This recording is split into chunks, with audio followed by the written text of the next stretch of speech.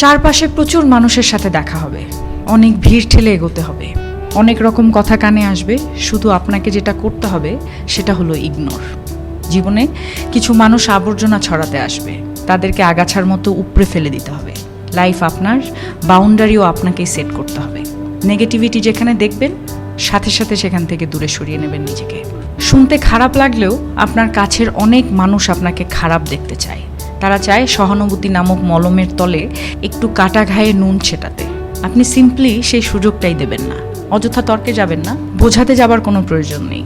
আপনার সামনে কেউ যদি বলে আপনি মূর্খ, তাই মেনে হেসে বেরিয়ে আসুন। ওই যে সময় আর এনার্জি বাঁচিয়ে নিলেন, ব্যাস কেল্লা ফতে। যে যা বলছে শুনে নিন, আর মুচকি হেসে শির দ্বারা সোজা করে নিজের সিদ্ধান্তটা নিজেই নিন। যারা নিজের সিদ্ধান্ত নিজে নিতে পারে তারা আসলে জীবন চেনে, বোঝে। আপনাকে নিয়ে যখন বাকিরা সমালোচনা করতে ব্যস্ত থাকবে, আপনি ঠিক সেই সময়ে গাছ